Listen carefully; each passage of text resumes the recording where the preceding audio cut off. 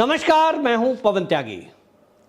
खबर यह है कि कांग्रेस इस चुनाव के बाद दो टुकड़ों में बंटने वाली है। जी हां, यह मैं नहीं कह रहा हूं।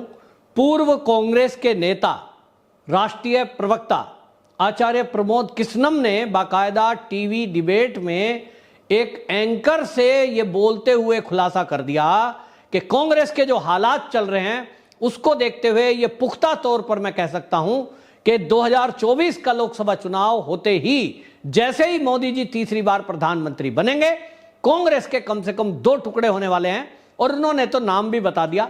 उन्होंने कहा कि एक कांग्रेस हो जाएगी कांग्रेस आर यानी राहुल गांधी, एक हो जाएगी कांग्रेस पी यानी प्रियंका गांधी वाड्रा। और ऐसा दावा उन्होंने इसलिए किया, उन्होंने कहा कि जिस तरह से अब लोकसभा का चुनाव चल रहा है, इस चुनाव में एक तरफ राहुल गांधी है जो दो सीटों से लड़ता है, एक वायनाड दूसरा रायबरेली, दूसरी तरफ प्रियंका गांधी वाड्रा है। उनको ना तो राज्यसभा भेजा गया जैसे सोनिया गांधी चली गई, और ना ही उनको किसी सीट से उतारा गया है। उत्तर प्रदेश में दो सीटें कांग्रेस की परंपरागत मानी गई है और यह उम्मीद की जा रही थी कि प्रियंका गांधी वाड्रा को रायबरेली से लड़ाया जा सकता है, क्योंकि अमेठी से भारतीय जनता पार्टी की तरफ से मजबूत प्रत्याशी खड़ा है स्मृति ईरानी। उनके सामने जीतना संभव नहीं है। अब ये जो परंपरागत सीट है रायबरेली, ये कांग्रेस की परंपरागत सीट रही है। यहां अब आप देखिए कि जिस तरह से एक गढ़ के तौर पे देखा जाता है, तो सवाल ये उठ रहा है कि राहुल गांधी को यहां आने की जरूरत क्या थी। जो खबर आ रही है कि वायनाड से तो वो जीत रहे हैं, तो क्या वो जो मोदी ने और भारतीय जनता पार्टी ने एक हवा बनाई है कि वायनाड से भी राहुल गांधी हार रहा है, क्या उस डर की वजह से राहुल गांधी वायनाड से भागे? अब वो भागे तो इससे क्या हुआ, कांग्रेस की छवि और खराब हुई। भारतीय जनता पार्टी ने ट्रोल करना शुरू कर दिया कि वो डरता नहीं है, वो भागता है।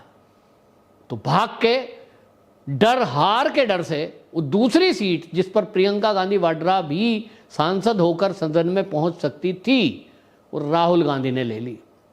अपने लिए सुरक्षित सीट, बहन के लिए कुछ नहीं।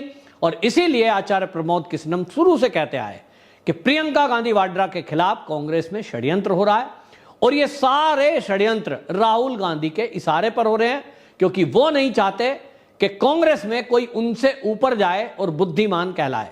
प्रियंका गांधी वाड्रा का जो बोलचाल है, जो लोगों से इंटरेक्ट करना है, कार्यकर्ताओं से मिलना है, उसके कारण प्रियंका गांधी वाड्रा की कांग्रेस के अंदर लोकप्रियता बहुत ज्यादा है, मतलब कंपैरिजन में दोनों के।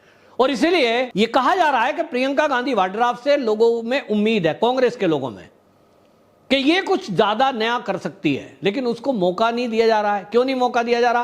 वो गांव की कहावत है ना कि जब गधे चल रहे हो तो उस गधों की दौड़ में घोड़ा शामिल नहीं किया जाता, क्योंकि अगर घोड़ा शामिल हो गया तो वो तो सबसे आगे निकल ही जाना है, गधे हार जाएंगे।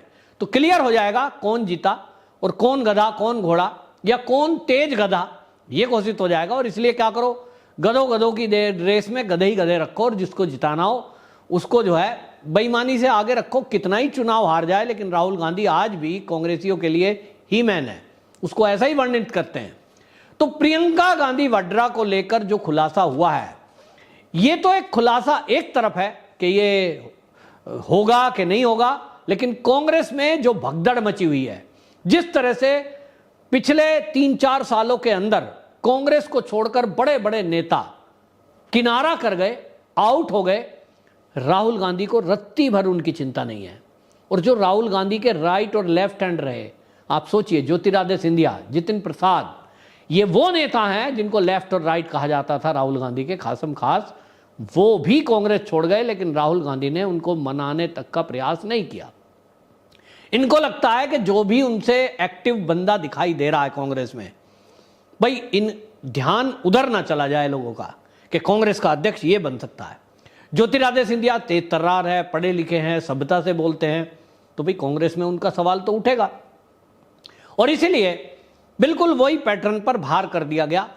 और अब आपको मैं बताऊं अगर तो लिस्ट की बात, दिल्ली के प्रदेश अध्यक्ष अरविंदर सिंह लवली, गुलाम नबी आजाद, आरपीएन सिंह, उत्तर प्रदेश के जतिन प्रसाद, महाराष्ट्र से अशोक चौहान, हरियाणा के नवीन जिंदल जो कि उद्योगपति हैं, आप देखिए वो बीजेपी में शामिल हो गए, और रवनीत बिट्टू पंजाब से बहुत बड़ा चेहरा है, अरमिंदर सिंह और उनकी पत्नी प्रणीत कौर, प्रियंका चतुर्वेदी जो पिछले दिनों आपने देखा कि वो प्रवक्ता थी और उन्होंने आरोप लगाए थे कि कांग्रेस के अंदर उनके साथ बदतमीजी की गई। अब बदतमीजी का मतलब क्या है वो तो वही बता सकती हैं, लेकिन उन्होंने इसी नाम पर छोड़ी और जाकर शिवसेना ज्वाइन कर ली। अनिल एंटनी, ये AK एंटनी के बेटे हैं और बीजेपी ज्वाइन कर ली, आज वो प्रत्याशी हैं भाजपा के, खुलकर मोदी की तारीफ करते हैं।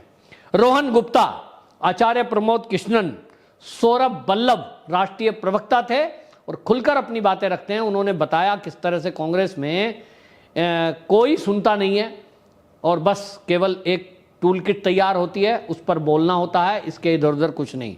ज्योतिरादित्य सिंधिया मैं बता ही चुका हूं, इसी में मिलिंद देवड़ा, संजय निरुपम, वो अभी शिवसेना में गए हैं। जो शिवसेना एकनाथ शिंदे है वो उन्होंने ज्वाइन किया है और उन्होंने बताया था कि कांग्रेस में किस तरह से 5-5 गुट बने हुए हैं।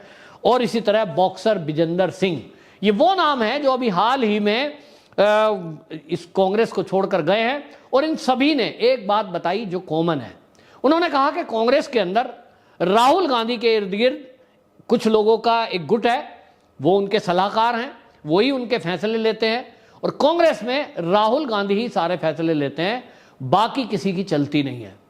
चाटुकार चापलूस केवल वही लोग वहां रह सकते हैं, वही लोग टिके भी हैं। और आपको याद होगा कि असम के जो मुख्यमंत्री हैं इस समय हेमंत बिस्व शर्मा, उन्होंने एक खुलासा कर दिया था कि बहुत गंभीर विषय पे भी अगर राहुल गांधी से बात करने के लिए जाना चाहें तो पहली बात तो टाइम नहीं मिलता, अगर टाइम मिल गया है तो उनकी हालत यह है कि राहुल गांधी कुत्ते से खेल रहा है, किसी ने कुत्ते का झूठा बिस्किट अगर खा लिया तो वो कांग्रेस में रह सकता है और जिसने इग्नोर कर दिया तो वो कहेगा अच्छा मेरे पिद्दी से तेरी इज्जत ज्यादा नहीं है और इसलिए आप जाते हो तो जाओ, मेरे यहां परवाह नहीं है। तो ये हालत है। अब इसलिए ये जो आचार्य प्रमोद कृष्णम का दावा है ये मुझे ठीक इसलिए दिखाई दे रहा है कि जैसे ही अरविंदर सिंह लवली ये वहां कन्हैया कुमार दिल्ली में घोषित हुआ, इसके बाद दिल्ली प्रदेश के जो कांग्रेसी नेता हैं पुराने बड़े बड़े, उसमें अजय माकन है, संदीप दीक्षित है और लवली ने तो छोड़ ही दिया, ये सब लोग अलग खड़े हुए और सवाल उठ रहा था क्या सारे लोग छोड़ देंगे। तो देखो हर एक आदमी का अपना एक हिसाब होता है कि अगर पार्टी छोड़ भी रहे हैं तो क्या उनको लोकसभा का टिकट मिल जाएगा, तो सबको तो नहीं मिल सकता, केवल दिल्ली में 7 ही सीटें हैं। तो सारा गणित देखा गया, लेकिन अब ये तय है कि एक अलग कांग्रेस तो होनी है। जिन लोगों को घुटन महसूस हो रही है और जिनको ये दिख रहा है कि वहां राहुल गांधी किसी की नहीं सुनेगा और राहुल गांधी के चलते कांग्रेस आगे बढ़ नहीं रही है, ना बढ़ सकती है, क्योंकि वहां वामपंथियों ने कब्जा कर लिया है। तो जो वामपंथी विचारधारा में ढल सकते हैं, अपने को ढाल सकते हैं, राहुल गांधी की चापलूसी चाटुकारिता करने के लिए रुक सकते हैं, वो रुकेंगे। बाकी जो पूरी जो कांग्रेस की विचारधारा अपनी रही है, वो विचारधारा को लेकर पुराने कार्यकर्ता अलग से एक गुट बनाने को तैयार हैं। दिल्ली में भी एक अलग सुबुगाहट शुरू हुई थी कि दिल्ली में अलग से एक पार्टी बन जाएगी, लेकिन ऐसे सब लोग प्रियंका गांधी वाड्रा को आगे करने वाले हैं। अभी 5 चरणों का चुनाव बाकी बचा है, तो लोग ये कह रहे हैं कि हो सकता है राहुल गांधी इस तरह की खबरों के बीच प्रियंका गांधी वाड्रा को कहीं से भी मैदान में उतार दे। बहुत ऐसी सीटें हैं जो कांग्रेस का गढ़ है, कहीं से भी प्रियंका को जिता सकते हैं। तो फिर ये सारे कयास जो लग रहे हैं, इसके बाद क्या वो थम पाएंगे? जो कांग्रेस की करारी हार होने के सारे संकेत मिल रहे हैं, ये कह रहे हैं कि कांग्रेस अपने सबसे बुरे दौर में गुजर रही है और इस बार लगभग 30 के आंकड़े पर कांग्रेस रहने वाली है। तो इस हार का ठीकरा, जब ये हार होगी तो वो हार का ठीकरा किस पर जाएगा? क्या ये राहुल गांधी पर नहीं जाएगा? प्रियंका गांधी वाड्रा इसके लिए क्या दोषी बताई जाएगी? यही सब कांग्रेस के अंदर चल रहा है। सोनिया गांधी राज्यसभा से पहुंच गई हैं, उन्होंने तो सुरक्षित कर लिया अपने आप को, लेकिन प्रियंका गांधी वाड्रा को जिस तरह से सभाओं में भेजा जा रहा है, ये कहा जा रहा है कि उनके ऊपर ही ये ठीकरा फोड़ा जाना है हार का।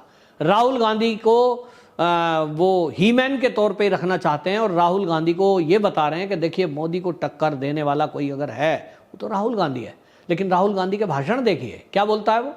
देश के प्रधानमंत्री मोदी जो राहुल गांधी के पिता की उम्र से भी ज्यादा के हैं, वो तू तड़ाक की भाषा बोल रहा है। राहुल गांधी द्वारिकाधीश मोदी जी गए थे और वो उनके जाने का मकसद ये था, वो आध्यात्मिक भी हैं, नंबर 2 पूरे देश और दुनिया के लोगों को बताना चाहते हैं कि आप हमारे देश में आइए तो यहाँ घूमने लायक ये जगह है। लेकिन राहुल गांधी द्वारकाधीश का भी मजाक बना रहा है, मोदी जी के उस टूरिज्म को प्रमोट करने का भी मजाक बना रहा है, और इसी तरह ये बुलेट ट्रेन का एक दिन मजाक उड़ा रहा था। एक दिन आप देखें मेक इन इंडिया का जो लोगो था उसका भी राहुल गांधी ने इसी तरह मजाक उड़ाया था, ये बब्बर शेर सा है, ऐसा बना हुआ है। लेकिन आज 100 यूनिकॉर्न भारत में मोदी सरकार ने खड़े किए हैं। यानी राहुल गांधी को बेसिक जानकारी तो है ही नहीं, उनको ये तमीज भी नहीं है कि देश के प्रधानमंत्री के बारे में और अपने पिता से भी बड़ी उम्र, जो पिता उनकी उम्र के होते उसके लगभग उस उम्र को ही अगर मान लें तो भी पिता समान एक व्यक्ति के बारे में किस तरह की भाषा का इस्तेमाल करना चाहिए। संस्कार नहीं है, जानकारी नहीं है, नॉलेज नहीं है, बोलने की अकल नहीं है, बस केवल बोलना आता है तो गाली देनी आती है, झूठ बोलना आता है जिसको वो प्रहार कहते हैं। देश की जनता ये देख रही है, मोदी अब तीसरी बार प्रधानमंत्री बनने वाले हैं और इसके बाद आप देखेंगे राहुल गांधी के लिए कुछ ऑप्शन बचेगा नहीं, और वो तो बस थाईलैंड निकल जाते हैं छुट्टी मनाने के लिए, उन पर कोई फर्क पड़ता भी नहीं। ऐसा लोग कहते हैं जो कांग्रेस के अंदर हैं कि इतना पैसा कमा लिया है गांधी परिवार ने, इन पे कोई फर्क पड़ता नहीं। चुनाव इनके लिए बस एक एंजॉय की चीज़ें हैं कि आया चुनाव में लोग लड़े, कोई हारा कोई जीता। राहुल गांधी पे इसका कोई फर्क पड़ता नहीं कि कितने हारे कितने जीते, कितनी सीटें आई, निश्चित रूप से कोई फर्क नहीं पड़ता उसको। वो फिर से आप देखेंगे उसी मोड में एंजॉय करता हुआ आपको हार के बावजूद भी दिखाई देगा। प्रियंका गांधी वाड्रा अगर अपना भविष्य बनाना चाहती है तो निश्चित रूप से वो इस पर चिंतन करेगी, और इसीलिए बहुत सारे लोग ये चाहते हैं कि प्रियंका गांधी वाड्रा अब इस पार्टी की कमान संभाले, जो कम से कम राहुल गांधी के रहते तो हो नहीं सकता, और इसीलिए पार्टी के 2 टुकड़ा होना पक्का तय माना जा रहा है। आपकी क्या राय है कमेंट बॉक्स में जरूर बताएं। वंदे मातरम।